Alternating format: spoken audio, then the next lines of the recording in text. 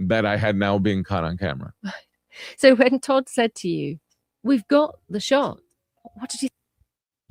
What did you think? Ooh, What did you think? He got the shot. He got the shot.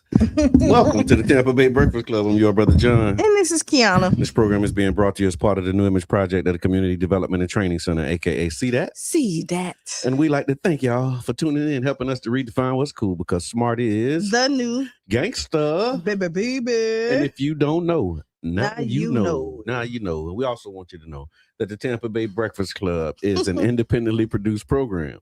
The views, opinions, and statements expressed by the hosts, guests, callers are their own and do not necessarily reflect the views, positions, or policies of KRFester Radio, 99 Jams, its ownership, management, affiliates, or sponsors, or even any partners.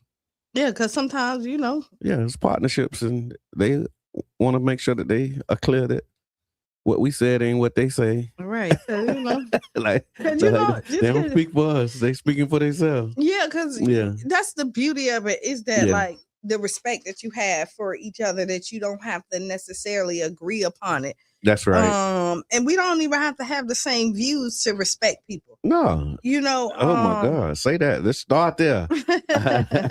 You don't have to have the same views to respect people. Yeah. Respect is definitely something that, is given and then lost. Yeah. Yeah. So that's what's up. How was your weekend? It was amazing. I had a great weekend. Yeah. So it was an amazing weekend for the city. It was so much going on. Oh my God. I couldn't make it to like half of the stuff that I wanted to make it to. Yes. So that was the one thing, because I was so tired after the weekend. Okay. That I couldn't I just kind of like crashed. But healing on purpose. Yes. Was on Saturday. Yes. Amazing. I had my wires crossed. I'm gonna be honest. Okay, go ahead. What time is it? Vietnam. I don't know what time it is now. Oh, it's 7:45 over here on the East Coast. Yeah, 7:42. Yeah. So thank you from Vietnam all on YouTube. And so my wires were crossed, and so I went at 10. To where? To Healing on Purpose. Oh no, you know what 10 was the realtors. Yes. What to do with Big Mama's house? Yeah, the impact day. But that's what I mean. I had my wires crossed, and so because I was at the African American Health Forum. Okay. Set up over there at the foundation. It was amazing, by the way. Great presentations, lots of connections and resources available for the community. Screenings were being done and all kind of good stuff. So shout out to the organizers of the African American Health Forum. But I was there like most of the day, right? Yeah. And so I was like, okay, I'm gonna just step out, go over here to the thing. And when I went to the thing, it was none was there. Then I realized I was like, oh, it's at 1:00, and I'm like,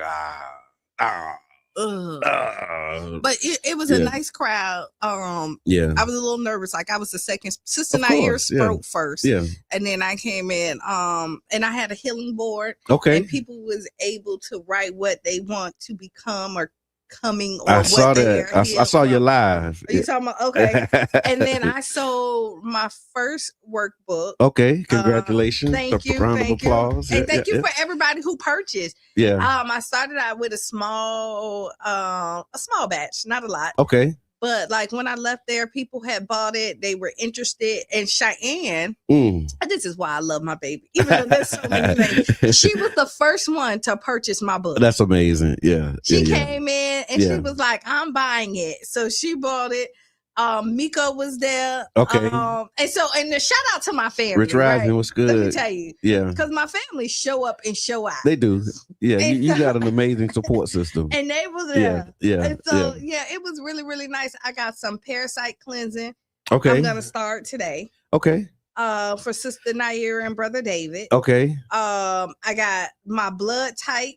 Francis, good morning. They were able to tell me my blood type. Okay. I got pricked right there. There was a holistic I don't know my doctor. blood type. So I mean, $25. Okay. It was just and then to tell you all the foods you should eat, not eat, Oh, your exercises. man. Like it Wow. went in, and then They were doing that for free? No, it was $25. Okay, got you. But the doctor that You did did say it, 25. I'm sorry. but the doctor was there. She was also doing parasite testing. Okay. She had a list of stuff that she could have did right there for you and let you know. And then she, you know, and I got her information. Please. Okay, I'll give it to you because this is stuff that we should definitely know. Yeah, because I don't know my blood type. Wow. Good morning. Thank you. Happy to be back. Amina's. Yeah. Oh, yeah. Sister Ernestine. So listen, she did her thing. Yeah. I had for the first I saw her time setup too. I'm like, okay, I see you. You ready? Yeah. And for the first time, I had the bean pie. You just now having bean pie? No. That my sister. Yeah, and it was good. My brother. Yeah. I didn't know they had bean pies too. Yeah, they had some bean pies. I missed out. She bigly, had another a corn muffin, but different. Like the food was amazing. So if you looking, I think she's only open on Sundays now or something like that. Yeah. So, but she's always doing catering though, so you can reach out for some catering. And then I also had one of Sister Naira and Brother David drinks. Okay. Which sea moss drinks. Okay. I had an apple sea moss drink. Okay. Y'all, listen, they doing their thing over there, right? Yes. And then last but not least, I remember she had the gummies too. She had sea moss gummies. Okay, they didn't have no gummies. I didn't see any gummies. And then I put the patch on for pain. Oh, really? Oh, and I slept amazingly after that. Like I put this on. Okay. So the patches, like it was so much information in the room. You see my face, right? Yeah, like I'm telling you, this is like such a great day. So I still have some more workbooks, and the workbook is the mindset reset. Okay. It's a journal. It's a 30-day journal, and you just really, I tell people like you can lie to the world, but you shouldn't lie to yourself. That's right. And it's not complicated, but it's thought. You know, you got to think about it. You really do. Yeah, you got to sit with some of the prompts. You really do. And for 30 days, you're committed to this journaling. Okay. And trying to see what you want to be. And the good thing about this workbook is that you define what that is. So, like, you can focus on being a better coworker, or a better husband, a better daughter, within a better the 30 wife. days that within the 30 days, whatever you want to work on yourself, you reflect that and take this journey in the 30 days. And once you finish, even though that workbook is done, you can still use that exercise constantly in different aspects of your life. So it's a jump starter. Get you going. Get you focused. More is coming. That's what's up, y'all. Appreciate it. And so also want to give a shout out to Story 727 for their Sunday Fun Day and really just acknowledge them for their consistency. Yeah. Because like they've been at it for a few years, and that consistency of doing those Sunday Fun Days, like it can take a lot out of you. So thank you for what you do, brothers and sisters of Story 727. Definitely appreciate it. There was also a One Community Grocery Co-op volunteer work day. And so I want to give a shout out to everybody who showed up and participated for that, as well as another, and I'll say this again, another sold out cash mob. Yeah, I saw King Reed and Aaron, and shout out to the whole Black Money movement. But another sold out cash mob at Big Buster's on 49th Street, 15th Avenue in the Fusion 49th District. And so keeping the momentum going, up next is Forever Wings. That will be this Saturday at 12 p.m.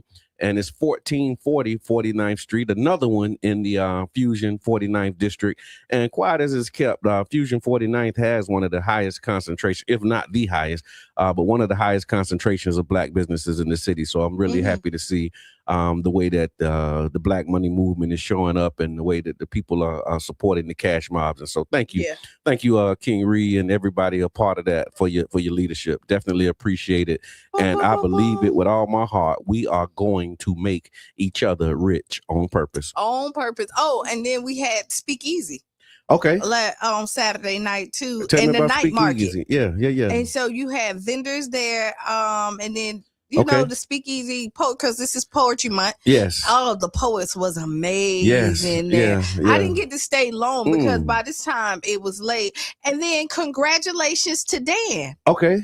Dan did his soft grand opening for Jackson. Okay, I didn't make it there. He did send me an invite, but I just couldn't make it. I was trying my darndest to get there. Yeah. That's what's up. Congratulations. So yeah, like it's big stuff popping. It is. It really is. And then, it really you know, the mural went up. Okay, so the mural at the old Catalyst. Yeah. It will forever be the old Catalyst, right? JQ's, right?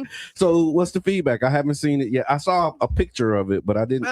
And the picture that I saw of the mural was they were still painting it, and so I didn't see like shout out to I didn't see the finished product. Doing it. Okay. You know what? I think it's beautiful. I think it is. It represents St. Pete. When I saw it, you know, they had Winky Wright, they had Rob Wave, they had Angela Bassett, and they were still painting more people. So people from the Burg. That represent that. And so, you know, there's mixed views about it, like anything else. Yeah. And so I always say, two things can be true at the same time, right? And there's things that you can pay attention. You can look at the negativity or the bad things that happen to these people, or you can look at the impact that they had on the community. The art versus the artist kind of thing, right? So like, what's the art and what's the contribution, and then you look at their personal, you know, things that they deal with and struggle with, that most people deal with and struggle with on a regular basis. And not condoning or giving a pass on it. When you're a celebrity, your stuff is posted and people can openly judge you. And when you're in the private sector, you go through this stuff by yourself. Yeah. And maybe only your friends and family talk about you, but not the whole world. Yeah. It's not visible and open for everybody to see. And what you just said reminded me of something that I saw too, and it's Motivational Monday. And then we got a lot of good stuff happening. But I wanted to lift this up because I saw in that same spirit, right, when you talk about artists and their art and their contributions, I saw that Africa Bambaataa had passed. And did you see that? So Africa Bambaataa, he is a hip hop pioneer, groundbreaking. If you ever heard Planet Rock, Looking for the Perfect Beat, that's my jam. But like just a really great contributor to the hip hop culture. But then there was like just the same type of deal, like around his passing. So after he passed, there were all of these debates about his life and the decisions that he made. And so here we go. I finally found it. So it says, Africa Bambaataa, he was one of the founding figures of hip hop culture. He passed away recently. He was known for helping to shape the early sound and structure of hip hop through music, DJing, and organizing cultural movements in the Bronx in the 70s and 80s. He wasn't just an artist. He was a movement builder. He was the founder of the Zulu Nation. He helped define hip hop's core elements, which include DJing, MCing, breakdancing, and graffiti. And he's known, like I said, for the classic record Planet Rock, which helped bring electronic sounds into hip hop. He played a major role in turning hip hop from street culture into a global force. But then it gets complicated. Right. In later years, African Bambaataa faced serious allegations of sexual misconduct involving minors, which he denied. Those allegations created a divide, particularly around his passing, because some, they still wanted to honor and recognize his contributions, while others feel like his legacy is permanently damaged because of these allegations. And so what his passing did was it brought up this question about, like, how do we remember people who've made these major contributions but also faced personal and serious allegations? It was crazy, like, because how do you separate the job from the man? Because I mean, that's what the question is. That's right. That's right. And so you know what? That's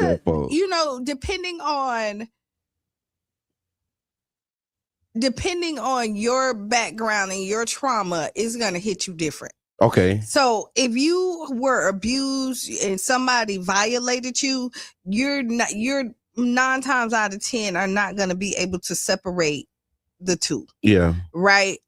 Somebody who is an advocate for what music and people do, they see the beauty in that and still be able to say you were wrong for the other stuff you do. Cause I struggle with that for people who are great and then their personal life is not. Yeah. And that's why you don't put people on pedestals. Okay. Right. People are all human. Everybody don't live up to this hype. And just because you're a celebrity or you're doing something don't mean that you're a mentor. Yeah. You know, that doesn't mean that you're a good person or and a role model. Or a role model. Like some of them people don't sign up for that. They sign up to do the stuff they love. But if you don't sign up for it and you know that's what come with it, then what responsibility do you have? You just see, because I mean I've seen that side of it too. It's like, okay, you didn't sign up to be a role model, but you are a role model. So do you accept the responsibility that comes with that? Or do you just be like, look, I ain't nobody's role model. Do what, I live my life. Whoop-de-doo. Sometimes you got to live your life and whoop-de-doo. Sometimes you got to. You would love for everybody to step up to the plate, but sometimes people are not mentally capable to do that. Yeah. Or they're in a spot where they're selfish and they be like, Dad, ain't like I ain't your mom and daddy. Yeah, I agree. And so here's the question, y'all. Put it in the chat or you can give us a call. When somebody contributes something major to the culture, but they have serious allegations against them, how should they be remembered? Should we remember their contributions and, not their personal things? Because like, how do you acknowledge that? Yeah. You think of all the stuff that Bill Cosby. Yeah. His contribution to the culture. And then they canceled the Cosby Show. And I was just watching the Cosby Show, right? I like the Cosby Show. And as I was watching the Cosby Show, so on this episode, they were talking, how was it? Was it Alvin? Mm-hmm. Alvin?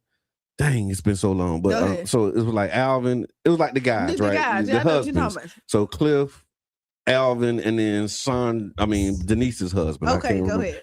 So they all talking, and the conversation that they were having was about romance and like who's the most romantic, right? Yeah. And do it cost money to be romantic? Mm-hmm. And then they challenged each other. It was like, okay, we're gonna have a dinner. I remember that. And we're gonna see who could be the most romantic. But I was like, man, just to see that image of black men talking about romance, and then actually saying, okay, we're gonna challenge each other as men to a dinner and see who can be the most romantic with their wife. Yeah. I'm like, oh man, like that's some great Jews like seeing that now is like, wow. And you need a Bill Cosby night. You need a Cosby Show at this point. But it just like because we grew up watching it, but I didn't understand like what we were seeing and what the impact was. Like you hear about it now, the impact of the Cosby Show and the impact of these positive and like the whole New Image Project, all of those things. But to be able to sit and watch that episode in this time where I am in my life, you know what I mean? And I'm like, wow. And you just see like black when you had, and even though they're bringing back a different world. Amen. You saw the impact that it had on the like more blacks went to college out there, a different world. Like they really wanted to explore that. Like you look at all the great stuff that happened. Like I'm not saying don't acknowledge but you can't harp on all the bad and don't acknowledge the good as well. And usually you pick a side and you feel like you have to choose one or other. But we're all, facet people, and so. No, that's it. So definitely, let's continue to shape the culture. To be alive. What a time to be! That was. I mean, I'm telling you, man, just to see it happening in real time, and to know that you had to get home to see it. Because if you missed it, you missed it. Right, because it wasn't like it wasn't you go stream the whole episode. It ain't you record it or nothing like that. If you missed it, you missed it. So you had to like set an alarm. Know that when it was time to go to check it out, you went and you checked it out, and it was something that you could watch with your family. Like you could sit down and everybody in the household can watch the program together. Baby, TV time. Do you remember like TV time with your watching TV with your family? Mm-hmm. Do y'all still do that? Like, do people still sit and watch TV with like a family together?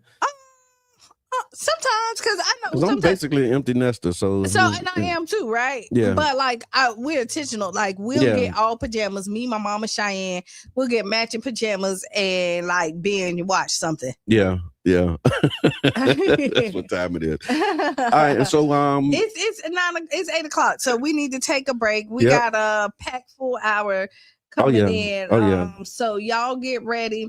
Yeah, it's going to be amazing. So it is Motivational Monday. So I got a few things that I wanted to talk about. We put out a What the People Say, and What the People Say centered around the 2026 message to the Black man. And so I was just, sitting reflecting, and I asked the question, what is your 2026 message to the Black man? We want to share some of what those responses are. And if you want to chime in, if you want to give us a call and say what your 2026 message to the Black man is, give us a call and let us know for this fine Monday, Motivational Monday.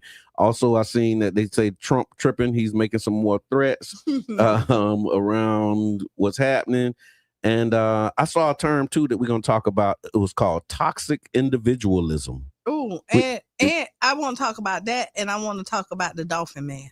Okay. And I'm jealous. Okay. All right. Don't know about the Dolphin Man, so I'm looking forward to it. So y'all make sure that y'all stick around. We'll be back in 6 minutes after the hour right here on 99 Jams the Bird.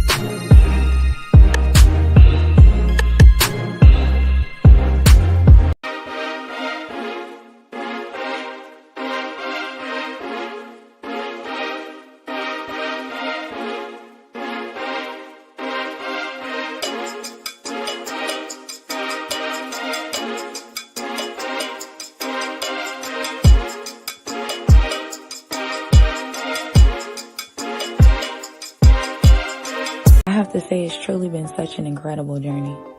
From starting at such a young age to performing on Showtime at the Apollo to traveling the world, doing what I love and truly loving what I do, I've been blessed to make so many beautiful connections with so many amazing people along the way. And now I get the chance to give it back to you in a very special way. So welcome to the listening lounge. Make sure you purchase your tickets now.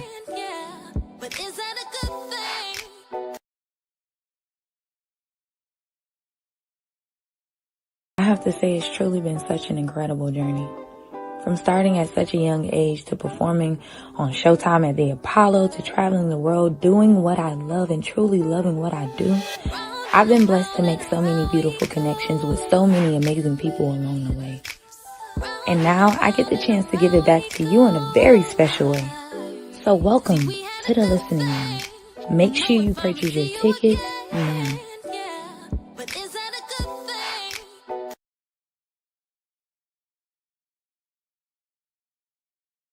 Part of the modern hybrid war fought by proxies. Pope Leo has arrived in Angola's northeastern city of Sarimu. Huge crowds lined We the ready. We ready. We ready. We ready with Miss Debbie. Welcome back to the Tampa Bay Breakfast Club. I'm your brother John. And this is Qiana. And this program is being brought to you as part of the New Image Project of the Community Development and Training Center, aka See That. See that. And we like to thank y'all for tuning in, helping us to redefine what's cool, because smart is the new gangsta. baby. And if you don't know, now you know. No, and we do have a family member that's joining us this morning, not a guest at all. Miss Debbie, welcome. Welcome back. And let them know. Good day. Yes. Let them know the views expressed. Oh, that's right. We got to tell y'all, by the way, the Tampa Bay Breakfast Club is an independently produced program. So the views, opinions, and statements expressed by hosts, guests, or callers are their own and do not necessarily reflect the views, positions, or policies of Carafesta Radio, 99 Jams, its ownership, management, affiliates, or sponsors. Yeah. Now we good. Now, if we say something that they don't like, they know that it's just us saying it, and it's not a reflection of our guests or the whole station. So yeah. So Miss Debbie, what's good? Oh man! First of all, I want to say thank y'all to both of y'all for just keeping the community on point. I mean, I don't even understand how you do it. I try to do it. I want to say thank you for this great platform. It inspires me to do the things that I do in the community. Oh, that's amazing. And in addition to that, just like you know, I feel like I need a personal driver to get me around to all these events. Oh, man. Sometimes Yes. I'm trying to do 2 or 3 events in one day, and I work on Saturday. Yes. Yeah. And if I can't bring my students, I'll be feeling some kind of way. But sometimes I just gotta leave them behind. You know how that goes. No, and I appreciate you, because Yes. where you are, your students are also like they definitely embedded in the community. And if I don't show up for them on the Saturday, they'll, you know, those that got me on Instagram, they'll start calling me, and I'm like, who's FaceTiming me? You know, there'll be a bunch of them. Where you at? But anyway, so so this weekend I was at you know, with Maya Huff Pink, her organization, which was really, really great, and the connections that you make there, you know, and her cause for sickle cell is vital to the community. It really is. She's doing great work.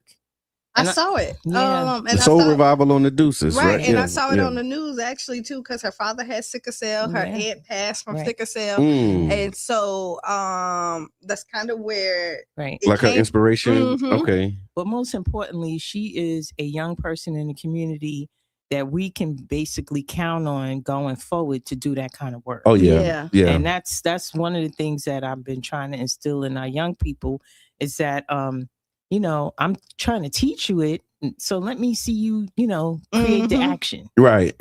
Yeah. You know, the practice refine the theory. Absolutely, because you know we kind of getting up there. But, yeah, you know, so I do. You know, understand we gotta pass that. it on. So and she's doing it. So you know, praises to her and her whole organization. That's They were amazing. great.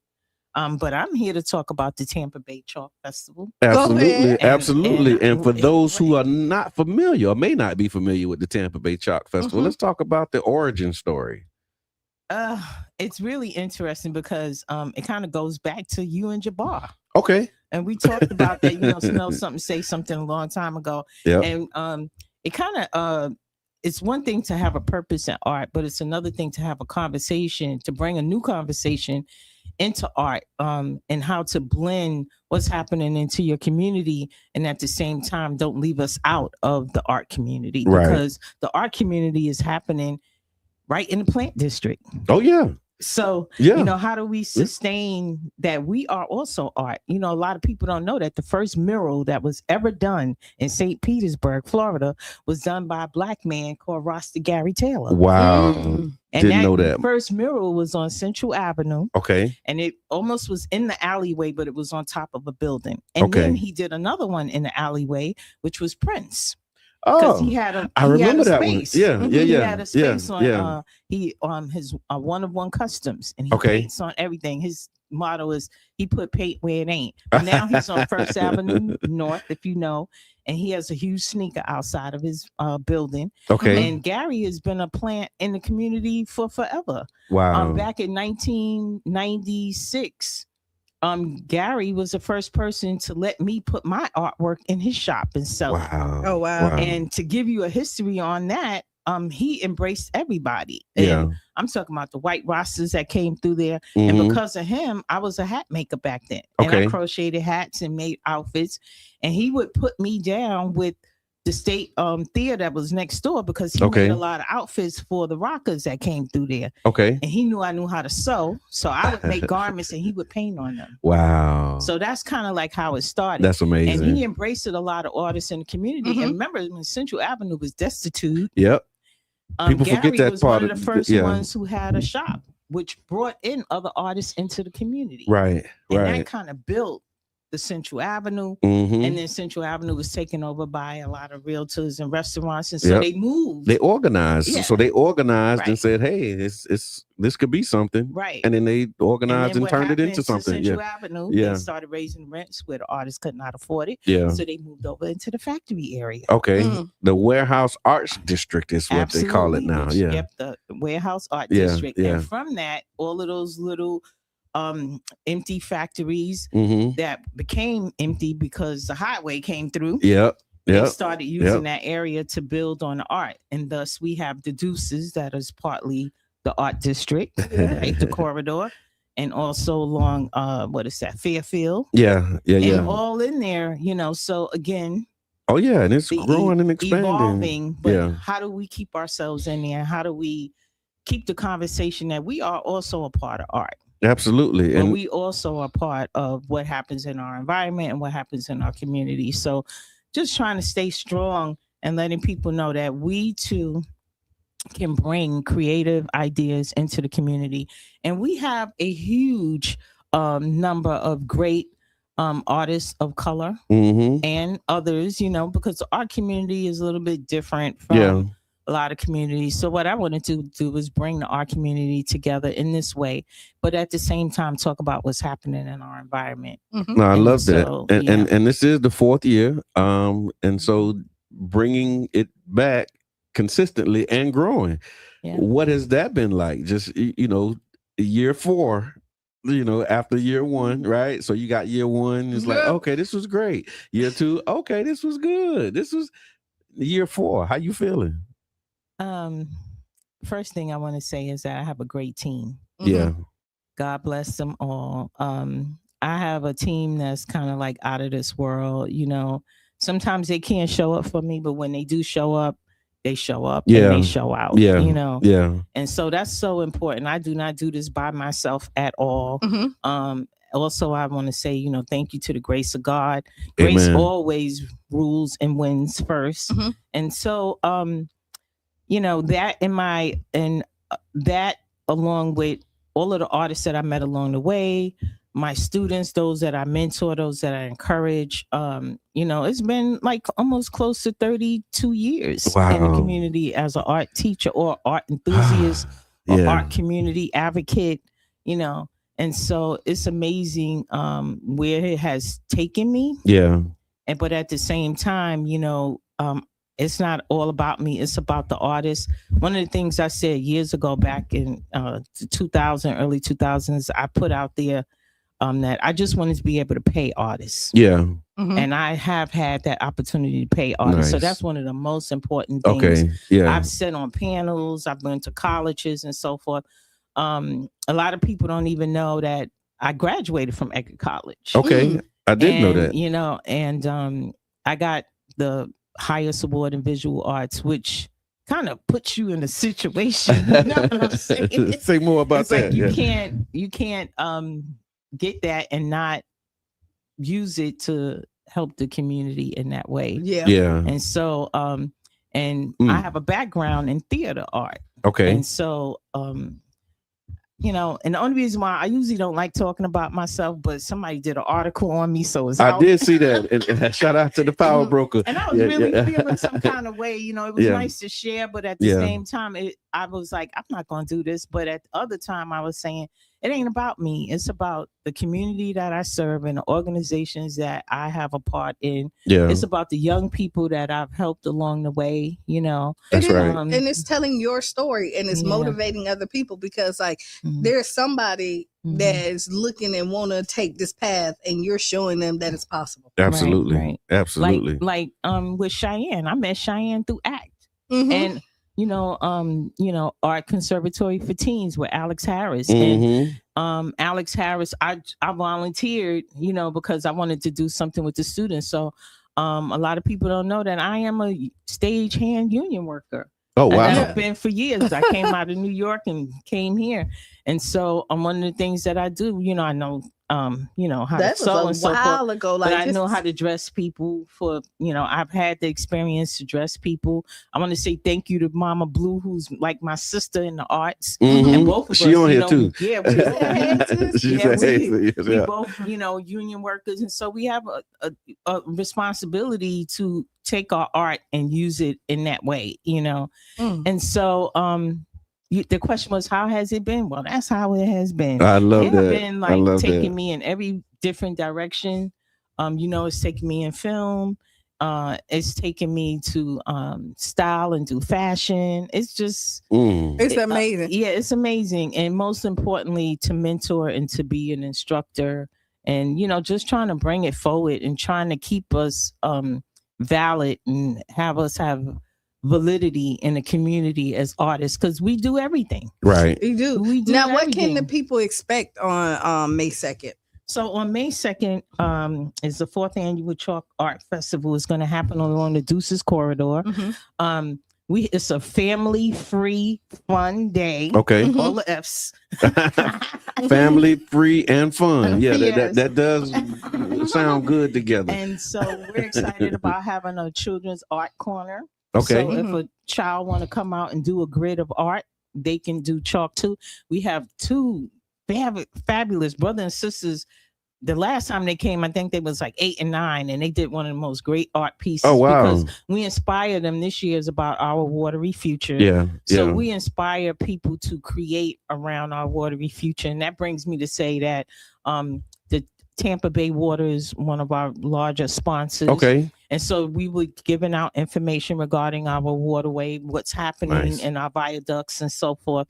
However, at the same time, our artists did a workshop along with them already online. This just happened like a week ago. Okay. And they got to speak to specialists from Tampa Bay Water. So what we expect on that street is some organizations that can help you understand what's happening on our waterways, because I know we got a serious problem right now. Yeah. Yeah. Oh yeah. No, I've been seeing it. I mean, and you know, maybe not the exact context, but I've been seeing like conversations about this drought, conversations about, you know, water shortages, these conversations around data centers and the impact that they have on our water.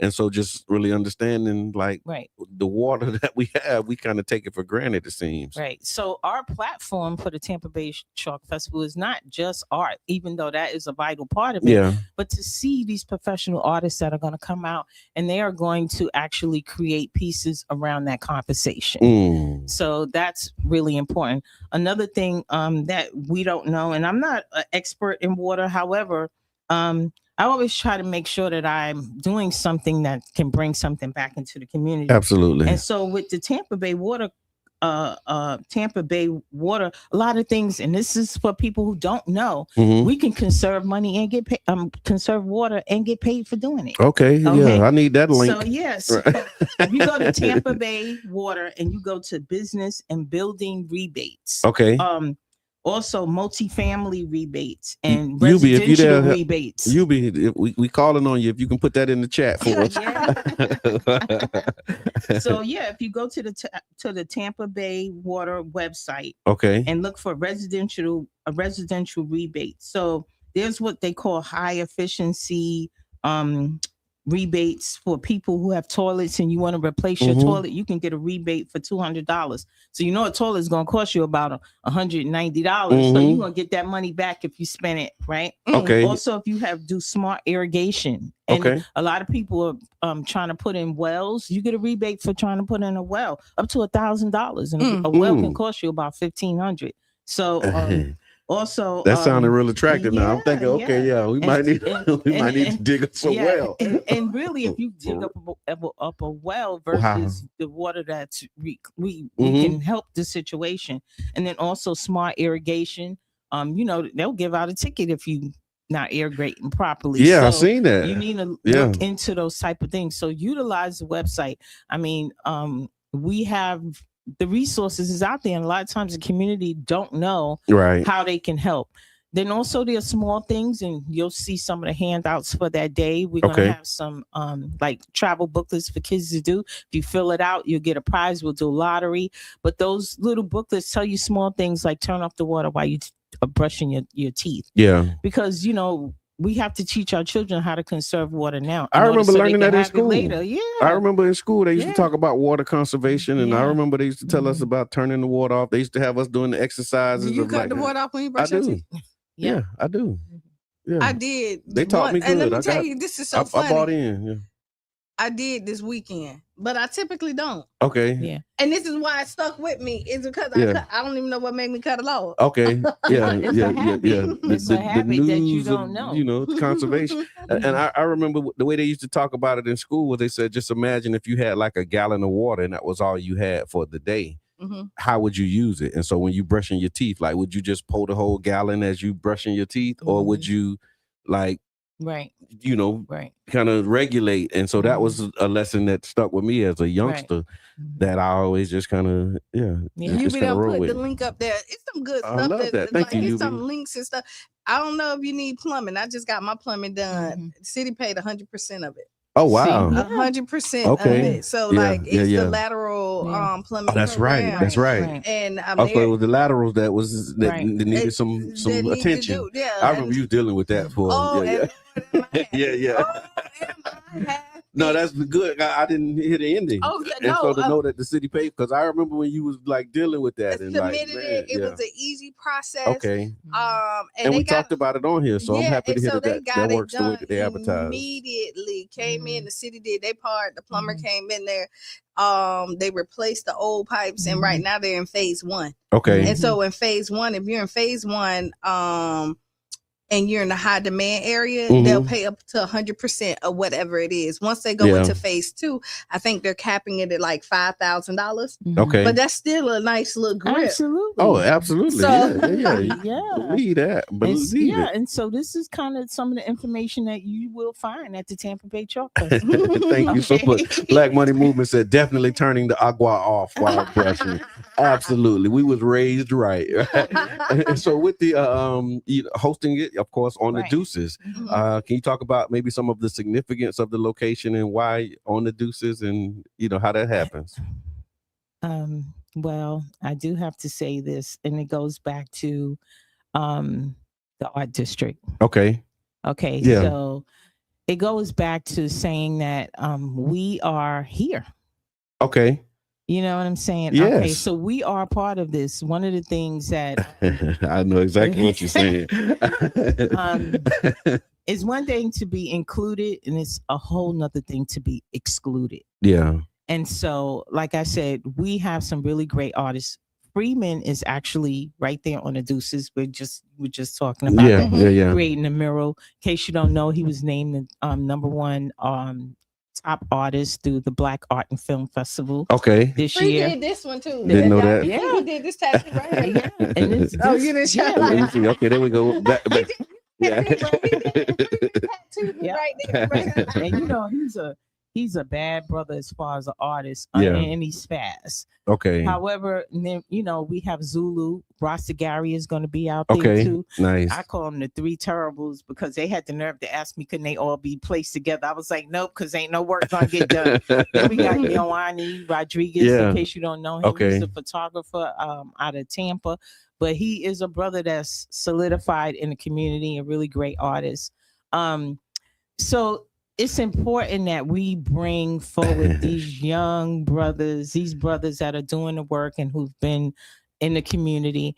But it's important that we let the art community know that we as a people can also create something great. No, our community. I heard it when you said it. Like I mean, it was implied, but you just made it explicit, and I think that's important, right? Because when you have a whole district that's growing up around the arts, and then you have a city that's championing itself as a city of the arts, right? And you start to wonder, well, where am I in this picture? Like literally, right? And that was a part of what the advocacy around Child's Park, how we got the Dream Big, Be Big, Dream Big mural, was because we started seeing like all of this art pop up, and we say, okay, we see these murals, and we having conversations about it, but we don't see anything like that on the west side, southwest side, right? And so how can we bring that over? But it was a part of that conversation about being a city of the arts and making sure that we're present and leaders, you know, in these spaces, right? Absolutely. Not just, you know, an afterthought. Oh yeah, that's right. It is Black artists in the city. Really understanding the contribution. Like you said, you know, knowing that the first mural was painted by a Black man in the city. A lot of people don't know that. As you celebrate, you know, the Shine Mural Festival and you know, all of these things, like understanding our contributions to it. So and thank you for that. And they recently painted over it. It was like I don't know. It was like a goblin, but it was really interesting. Just to say that he's been around Rasta Gary Taylor, and he also he's a chalk artist for the Tampa Bay Buccaneers. So every time when you go to the game and you see artwork out there, this brother's doing the work. Wow. And I mean, I'm talking about big pieces, you know, that kind and that's of what's thing. coming to the Deuces. Yeah, he's gonna be actually doing the piece. He's been with us from year one, wow. from day one. Wow. Yeah. So he's like my brother in the community, the community of art. Sure. And so and it's not just him. I mean, we have people coming from all ethnicities that are bringing forth the conversation about conservation, what's happening in our environment. It's our watery futures. And then, you know, Jake Ann, who is my partner, she's a founder of Pinellas Diaspora Arts Project, which is shout out to Peter, which is hosting this event. Okay. She is going to be holding in Water, which is the art warehouse district, which is just a block and a half away from where all of the artwork is coming from. She's doing a water conservation community gathering. Okay. And so you're going to be for 1 hour from noon while everything else is going on. Right. And she's doing a tea ceremony in tribute to water. Oh, wow. And we also have one of the first Black female captains is going to be the moderator. And she also moderated the workshop. And it's important that we know who Miranda Douglas is, because she's also from, she ran for office in Clearwater. She was responsible for a community mural in Clearwater on the ground, which they got painted over. And she'll be here. And she'll actually be here on Wednesday. Oh, okay. All right, cool. So how about that? And she's also a board member of PDAP. Okay. She's been with us since the founding of this organization. That's amazing. So she's going to talk about what she does, and she's fabulous. I can't wait to get out on the water with her. But what's really important about her is that she knows about our waterways, and she brings a wealth of information to this whole program. So we're excited about that as well. And if somebody wants to get involved, whether you're an artist or vendor or volunteer, how can they connect with you if they want to? Like, is there still time? Are you still accepting vendors? It's still time up until 5 days before. Okay. We are looking for some additional vendors. Our fee is really low. Okay. We also work on donations as well. Sure. But we've been blessed enough to be able to get some funding to pay our artists, and that's really was vital. Yeah. But if you go out to tbchalkfest.com, chalkfest.com. That's T as in Tampa, B as in Bay, chalkfest. .com. You can go out there and register as a family. You know that the way that we get our funding is to have everyone register. So if you can register ahead of time, it kind of doesn't because you have to register the day of the event. But if you do it ahead of time, that really saves on some time. Okay. And then also, if you're a vendor, please go ahead and register online. There is a $40 fee, which is really low. Oh my God! However, if you're a food truck vendor, you're gonna have to speak to me directly. Okay. Do that. Contact us on that website. Yes. But always look at our PDAP website, which is of course Pinellas Diaspora Arts Project, or just PDAP. If you type it in, it'll come up. To look at all events that we bring you throughout the year, because our civic engagement, our tech day. We have a lot to offer the community, and we are looking to embrace the community in any way that we can, and also continuously make our presence felt. Our mission is civic, to bring the arts and to bring healing and to bring education into the community. So give us the details again. It's May 2nd, right? It's May 2nd, Saturday. It's starts at 10 and ends at 4. It's on the Deuces corridor. We are also looking to enhance and help those store owners along the Deuces as well. Thank you. For a big shout out to Heavy's. Heavy's been really great to us. They actually feed our volunteers and our artists throughout the day. Nice. Lorraine's is always willing to work with us as well. I laugh because I say, Lorraine, you're gonna have to get more fish that day. Right? You gotta load up. So we're excited. Take a lesson from them cash mobs. Our new business owner, he reached out to me, and so I'm excited about that. I'm really excited that Freeman is not only just doing that mural, but also that he's part of this event, and he's been with us from day one as well, and strong and what's happening. So, and I know the conversation about him. I know I'm getting off topic, but that brother, he didn't just come up with that concept on his own. He reached out to people in the community to ask what he came to me, and we had a conversation about the mural, mural and what was important. And because the mural that was there prior to was sensitive to me because it's in my film. And I knew that artist too. That's right. That's right. And so, but the community is evolving. And we have to pay it forward, and we have to be able to tell our story in many ways that we can, because there was murals that were painted over that were seriously significant too. That was done by us, and nobody spoke about it. I hear that. Yeah. So it's like that selective advocacy or activism, right? Right. In the community, that happens. Right. You know what I mean? And so, like, even though you have this hold to it, right? That, like, if it lasts a few years, we're winning. Right. Yeah, because the life of a mural is. Well, I want to challenge. I want to challenge the artists out there to get a building. There's still space along the Deuces. That's right. And you can go ahead and put Louis back up. Yeah. You know what I'm saying? And put if Louis it back mean up that much to in you, the rarest form ever. Or you can put donate something else. Money to pay our artists to put Louis back up. That's right. You know what I'm saying? I haven't heard anybody say we're going to replace it. We're going to replace him. Yeah. And here's the money to replace him, because it costs money to treat the building. Yeah. It's expensive. It's expensive. And what people don't know is that Louis was kind of fading. There was some issues happening with Louis too. That's what I mean. Like the life of those murals.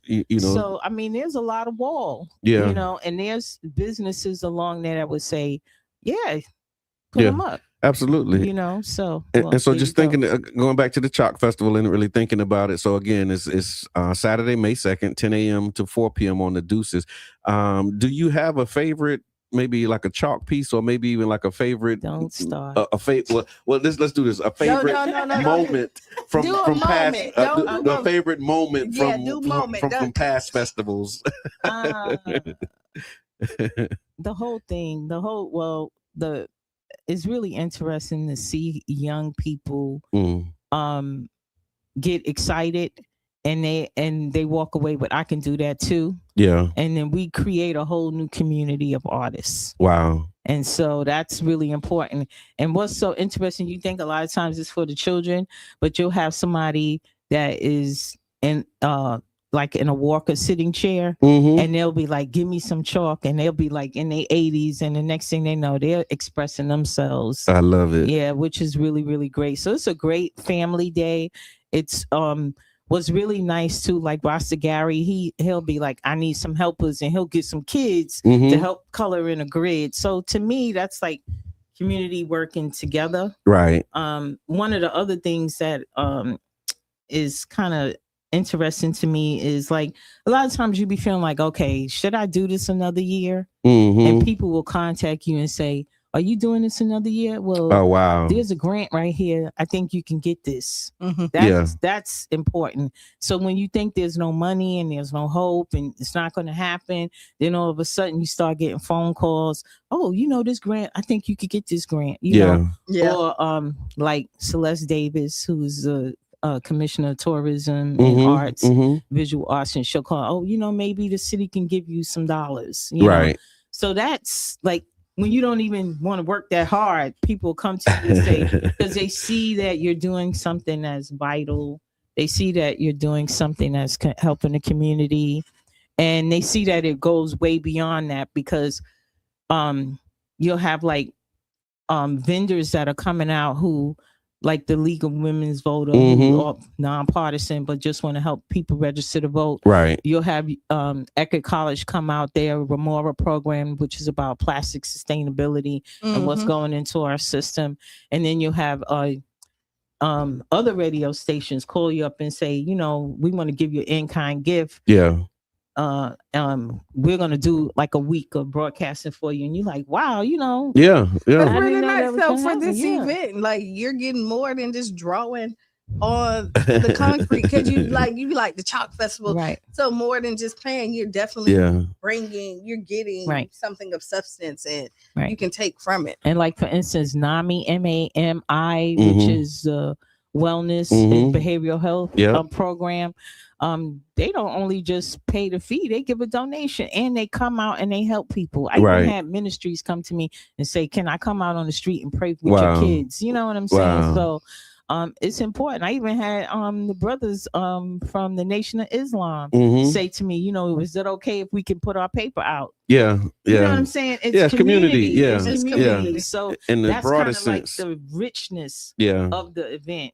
And understanding that those organizations that are tabling with us, not just are tabling us because they want to have fun, but they have a purpose as well. That's right. And how do you get the word out? Because you can't always send out an email or put it on. You have to be in the people's face. That's you have right. to be able to, like the Tampa Bay Water. We didn't know that they would have all these rebates, that they want the people to know it's that resources the and it's information. They want to know, you know, if they don't spend it, we might lose it. So give it back. It's about giving back to the community and creating a conversation around what your community can do for you, especially when you think there's no help out there.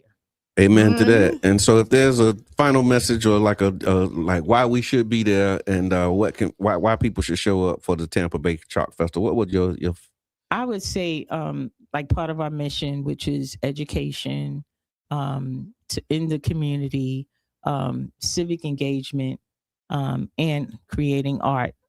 At least those three things from the mission. The other thing is people like you. You know what I'm saying? That get the word out, who can't be everywhere, but you got this platform. Sure. You know, so that's, to me, that's like the gut of what we all do.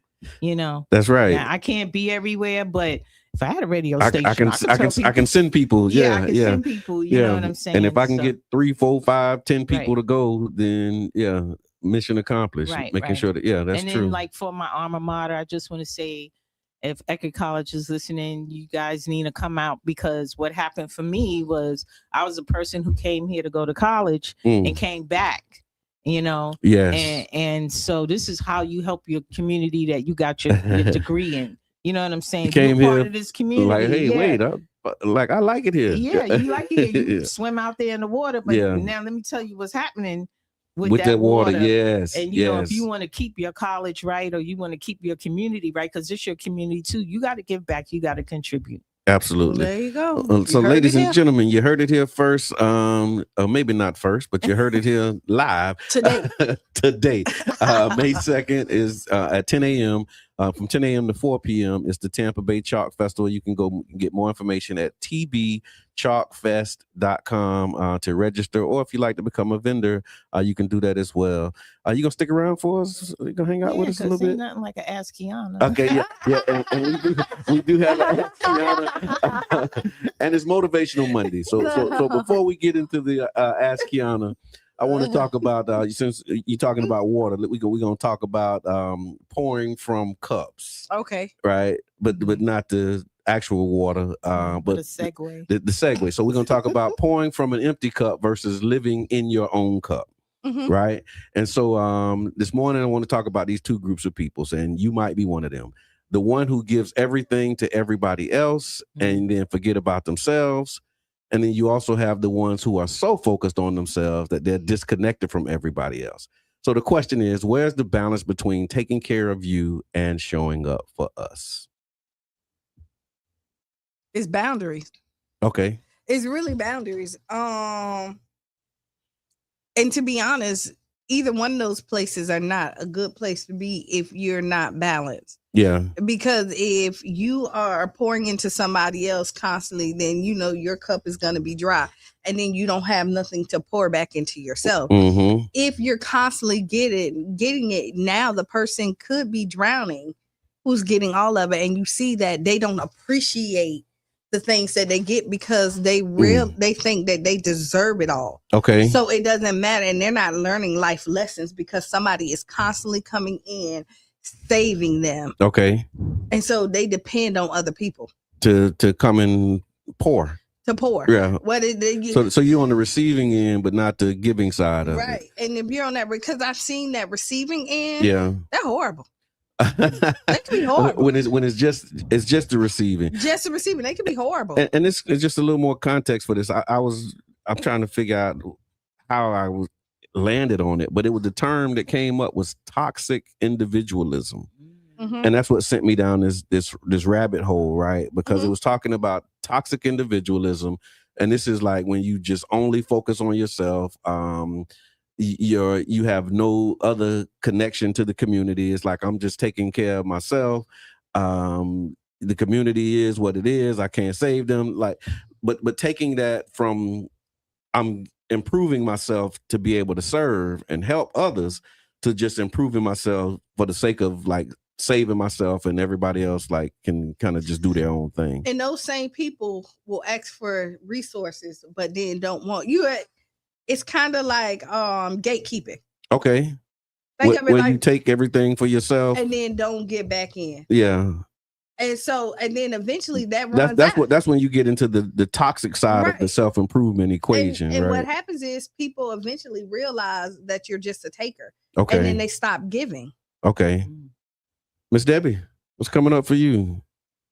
Well, you know, it's a hard place and a soft place to be in. Yeah. You know, so people know your energy. First of all. So if you're one of those people who take and never give, don't expect for anybody to give to you. Yeah. You know, that's that right. kind of thing.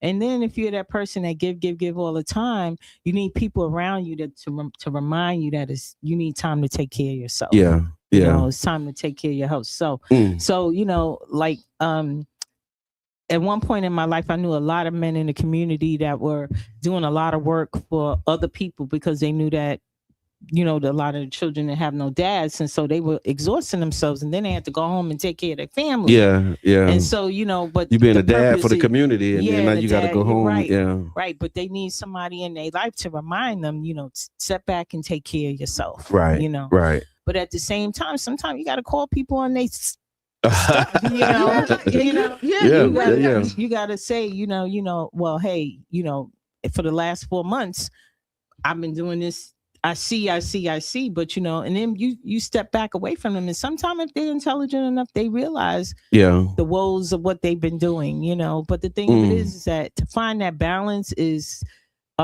it's like with anything. You could have a business, and you can have somebody in a business that runs circles around everybody, and then you have that other person just wait for, you know, the goodness to happen, and then they reap the rewards of it. So you gotta have to have a system. Like you really have to.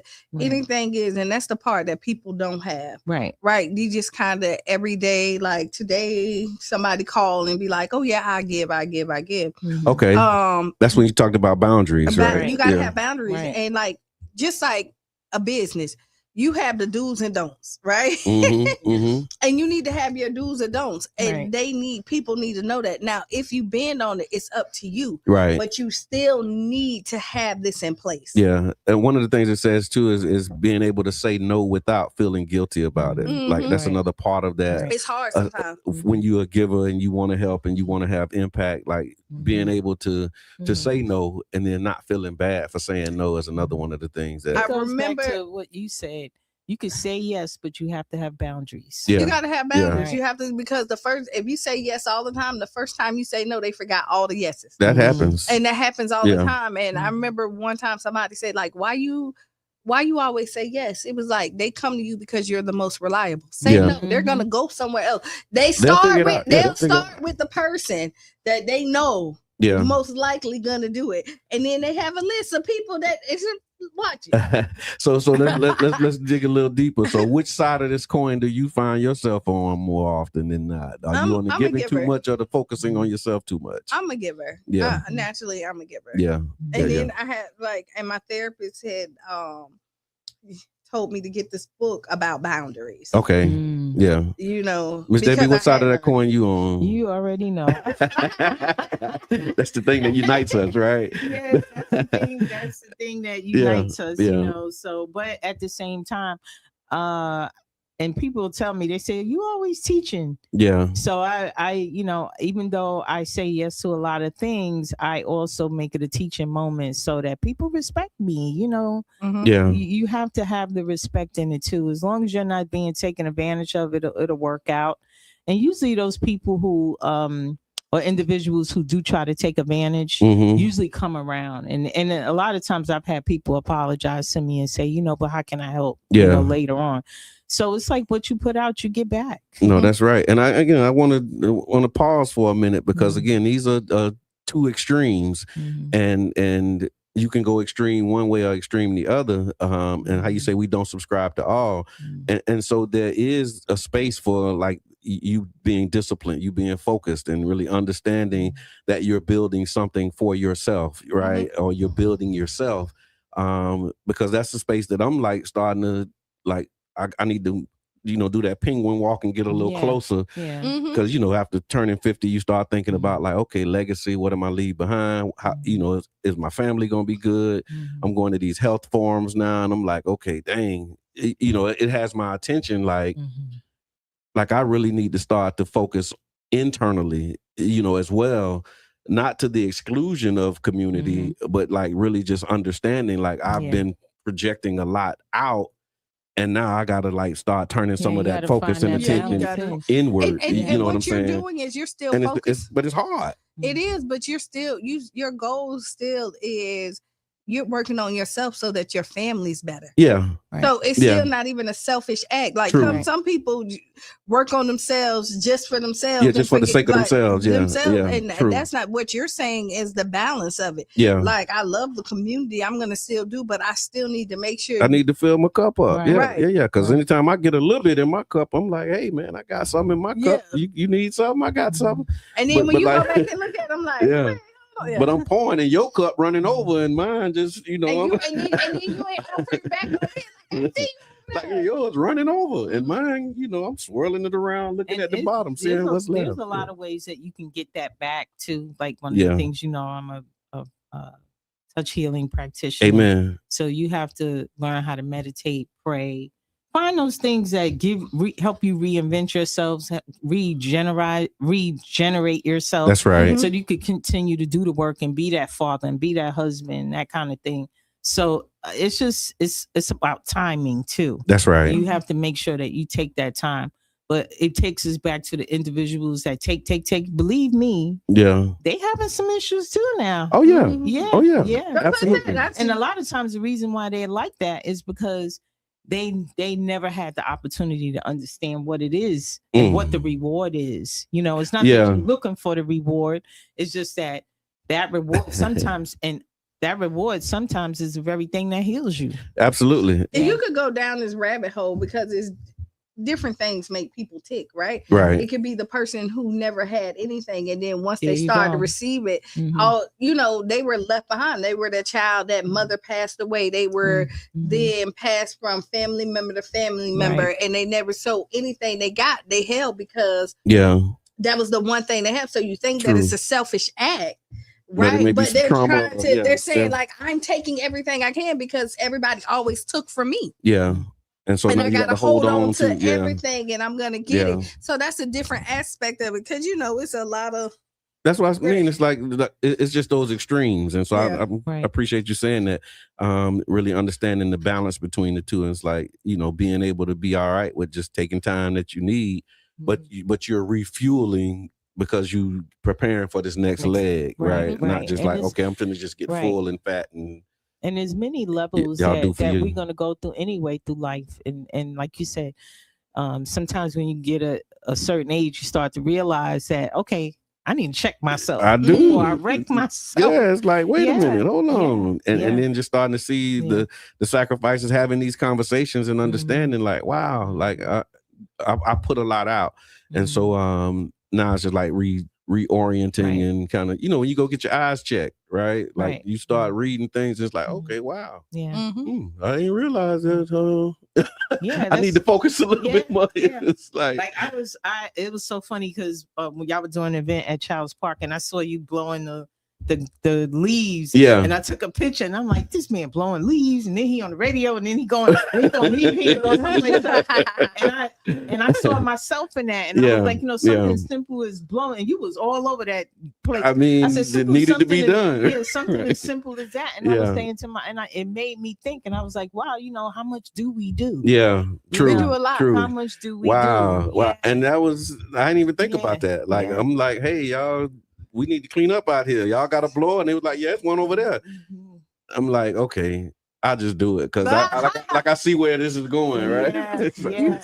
Nobody called it. Yeah, it's like, okay. And at that same time, I was like, well, man, I need to stay here for at least 2 hours. Then I'm gonna go to work for 2 hours. Then I'm gonna go to this other thing. And I was sitting there looking at you, and in my mind, I was contemplating everything that I had to do for that day. And I'm like, if this man can stand here and blow leaves, I could get this done. I'm much older than you, So, and then, but then at the same time, I said, you know what? I can't do it all. Yeah, that's true. You know what I'm saying? That's true. So I'm gonna sit here for 15 minutes. Yeah, the time that you have. Just for 15 minutes, you just think about it. Yeah. And then I just went to work. Yeah, that's right, though. Because I felt like the need was to help the students was greater than me appearing someplace. So that speaks to another thing. We talk about priorities, right? But when you realize that you can't do all the things, being able to make sure that you do the number one thing, and being able to choose, and how you choose the number one thing. And that's how you find satisfaction in self. Absolutely. All right, we do have an Ask Qiana. Thank you for engaging in that. This is Motivational Monday with the Tampa Bay Breakfast Club, and we appreciate y'all. And we had a great conversation earlier that you want to go back and revisit around the Tampa Bay Chalk Festival and all of the things that are happening. Let's do this Ask Qiana really quickly. And Ask Qiana is brought to you by One Community Grocery Co-op, OCGC.coop. This is a trip. You ready? I guess, especially since you laughed. Oh, my God.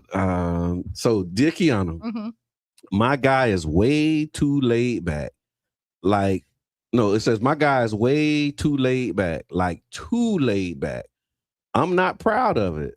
But sometimes I'll do little things on purpose just to get a reaction out of him and nothing.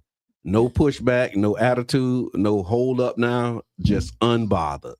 At first, I thought it was maturity, but now it's starting to feel like he doesn't care enough to stand up for himself or for us. So my question is he just emotionally secure, or is he just a pushover? And be real, is it wrong for me to want a man who will check me sometime? or am I creating problems where there are any? Well, so first, you didn't really give me so right after this, you really didn't give me too much to like. You didn't like you can't really work with yet. You didn't give me no examples of what's too laid back is. Okay. Now I will tell you this is that healthy relationships seem boring. Okay. Kinda. It's when you want healthy relationships seem boring. Okay. It can be because you feel like you're not going up this roller coaster, right? You're not getting this blown out argument and all this other stuff. I'm so appreciative of like not having that. Right. But people want that. And I think, but in your relationship, you do want somebody who's engaged. And it sounds like he's not engaged into the relationship, because if you're looking for his opinion and you know you're doing something off the wall, and he'll be like, well, go do you. Unbothered, she said. I don't think that I would. I don't think that type of relationship will work for me. Okay. Even if I don't want you hype, but I do want you to be engaged. Okay. You know what I mean? Because you could be so laid back and you just let them go ahead. Yeah. Because see, like my laid back is I don't tell you what to do. I'm just telling you what I'm not putting up in my life. Okay. Like make your own life decisions. Go do what you want to do because you grown. Yeah. But if you're a part of my life, this is what I'm looking. And then I think that's a kind of laid back kind of, and I just kind of keep it moving. So like I'm not gonna argue with you. What do you think about this part? It says I'm not proud of it, but sometimes I'll do little things on purpose just to get a reaction out of him. And that's games. And nothing. But see, Miss Debbie, that you reacted to that. Tell me what that was. I want to hear that reaction. All right, so it's kind of funny, her role in it all is kind of funny, but I'm just gonna say this, talking from an old girl. Okay. So men want peace of mind. Women want men to show up for them. Okay. Does this man show up for you? Is he paying the bills? Is he responsible? Do you know where he's at? You know what I'm saying? Okay. That kind of thing. Okay. Girl, calm down. Okay. All right. Because you can have a dude that is out there doing some crazy stuff. You know what I'm saying? Yeah. So, and if he just want to sit around the house and just be cool, and leave him in his peace. Okay. Go do you. Yeah. Sister Blue, man, let me tell you, she been married for a long time, but she be showing up. That's fashion right. shows and that's all. Right. What do you want to do for yourself to keep you? Do you engaged and excited and yeah. But when you want your partner to come out, but he might not be that type of dude. But if that's something that you want, like, do you like it's the compromise? What's important? Because like you want somebody to. So again, some people is okay with that. But like if you're out there you're out there doing plays. Like let's take Mama Blue. You out there, she's okay with her husband not coming. Somebody else may want that support, and that may be a big thing for them. But the thing of it is like, so what's your compromise?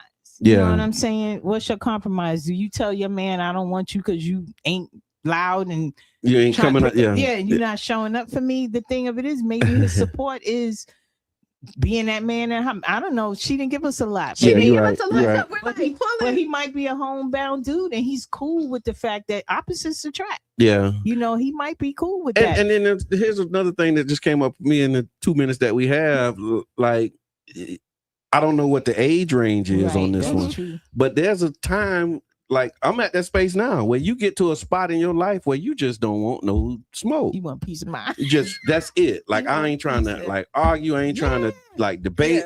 I just want peace. And you know what I mean? He might be saying, "Look at her. She just." But is it worth like? Yeah, is it worth? So he probably at that point now where I don't have to say nothing. She cool, I'm cool. Right. And Ruby just said maybe he's calm because he's aware of what she's doing and know the he end probably result. Laughing in his head. Like I'm not studying that girl. You ain't going nowhere. Like I see what you're doing. You want to wear your effing girl. That's your thing. Do your thing. It's really with this letter because it didn't give us. It didn't give us a lot. It was kind of broad in it. I mean, you gotta if y'all healthy, and you're happy overall. Right, with it. But sometimes people, when you say laid back, intimacy is things like that is important too in a relationship. And if you feel like you're not getting your fulfillment, then it's something that you definitely need to address. Yeah, I hear that. All right. Well, that was Ask Qiana again. Ask Qiana is brought to you by OCGC.coop. It's a lot happening, y'all. So again, y'all go back. We talked about it earlier. Also want to let you know or remind you that the Childs Park Neighborhood Association meeting is tomorrow night at 6:30. So y'all pull up on us. There's a lot of good stuff that's happening. And final thought, Q. Be the change you want to be. And see, write down those 5 things because it makes you feel good, giggle. I make you appreciate life. And y'all know who up next, Sister Hughes. Make you lose your shoes and shout all around the house. This has been the Tampa Bay Breakfast Club. I'm your brother John. And this is Qiana. And Miss Debbie. In the place to be. And we out, y'all. Bing, bing.